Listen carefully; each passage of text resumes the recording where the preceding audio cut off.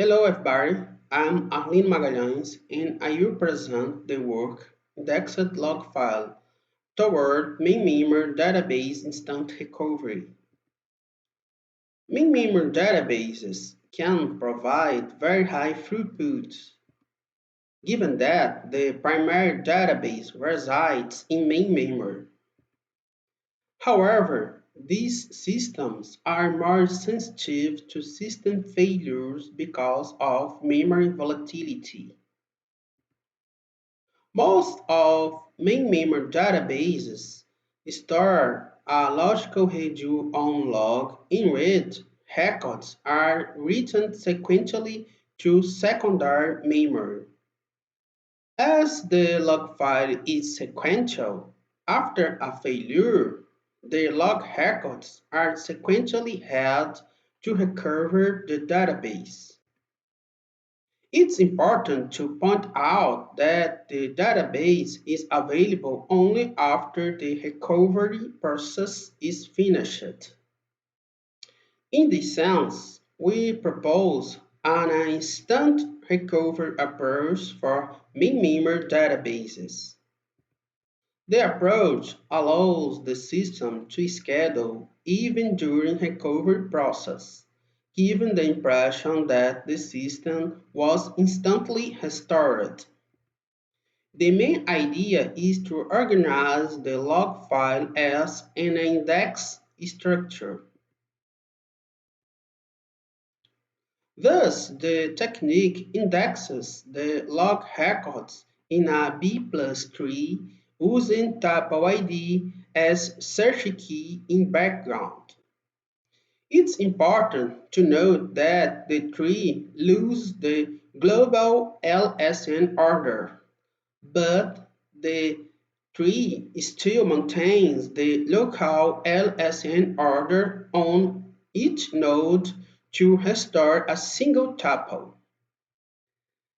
A single search on the B+ tree, which is in this case represents the log file, can retrieve all the log records needed to redo a tuple. Thus, after a failure, the system recovers the database incrementally by traversing the B plus tree. Besides, if a transaction needs tuples that have not yet been loaded into memory, the system is able to restore them on demand. This mechanism, therefore, provide high availability since transactions can access tuples as soon as they are restored. This slide illustrates an abstract model of the architecture to implement the proposed instant recovery approach. First, we will see the logging technique. During transaction processing, log records are sequentially flushed to the log file by the logger component. The indexer component monitors the entries in the sequential log and indexes the records. This indexing process is asynchronous to transaction commit operation. Thus, the transactions do not wait for the indexing process. It's important to highlight that only the indexed log is used to recover the database. However, the sequential log is maintained because in the case of index corruption, the system can rebuild the indexed log. In this case, the rebuilding process may delay the recovery start. Now, let's show the recovery process.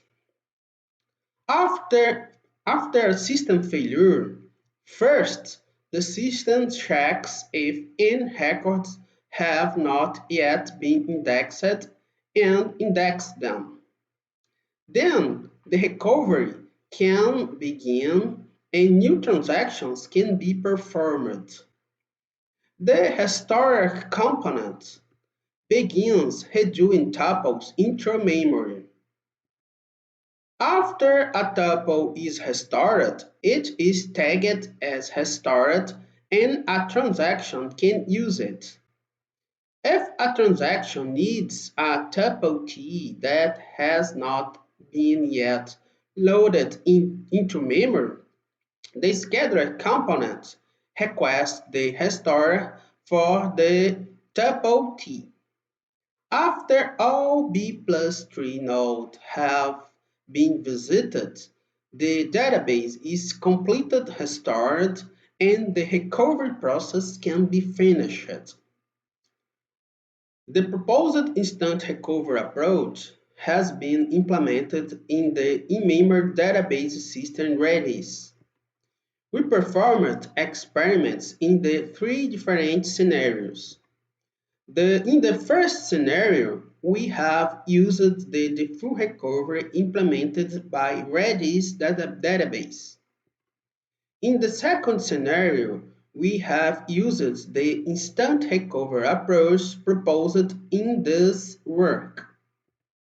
To evaluate the indexing right during transaction processing, the third scenario is an approach derived from the proposed instant recovery approach in which transactions should wait the indexing of log records, that is, a synchronous log indexing. We used Mentai benchmark to simulate workloads. Mentai is a benchmarking tool for Redis that provides options for configuring custom workloads. The first group of experiments used a heads database containing 99,000 tuples. The log files were generated using our logging approach. The sequential log had 11.8 gigabytes and 106 million records.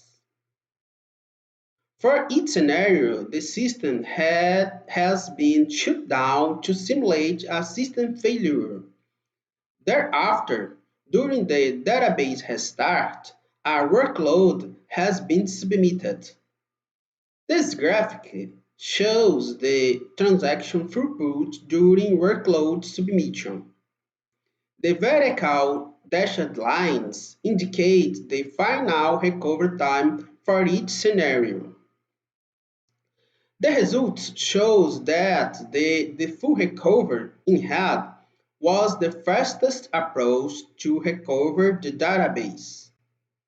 However, the instant recovery in blue could perform transactions since the system restart, and it was the fastest approach to finish the workload execution, proving that our approach provides high availability and high transaction throughput rates. In the third scenario, in yellow, the synchronous log indexing degraded system performance. Additionally, we performed experiments regarding different databases. For example, the largest database, DB4, has almost 400,000 tuples and 640 million log records. The goal was to observe the behavior and performance of the recovery approach when the database and log file increase in size. For each experiment, after simulating a failure, we measured the recovery time, the average transaction throughput rate, and the total workload execution time for each database. In the first graphic, as expected, the size of the database has impacted the recovery time. The default recovery was the fastest for all databases. This is because the rundown access pattern of the indexed log file. But the full recovery can perform transactions only after the full recovery. On the other hand, the instant recovery is able to perform transactions since the database restart. Besides, as shown in the ordered graphics, the full recovery and our approach have a similar average transaction throughput and workload execution time for all databases. These results show the viability of our approach due its high availability and high transaction throughput rates. Our conclusions. In this work, we have proposed an instant recovery approach that can perform transactions during recovery process incrementally and on demand by an indexed log. The results of the experiments shows that the proposed recovery approach can reduce the perceived time to repair a database. Besides, the impact of asynchronous log indexing is minimal during transaction processing. As future work, we intend to implement a first checkpoint to the indexed log to accelerate the recovery process and free up log space. The idea is to propagate log record actions for the most frequently accessed tuples.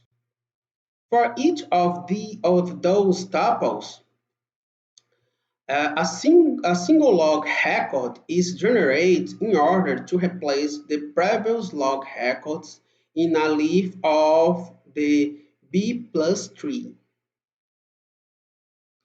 And finally, we also intend to do the checkpoint process during recovery for each restored tuple. Thus, the next recovery will be faster if successive failures occur. So that's all. Thank you.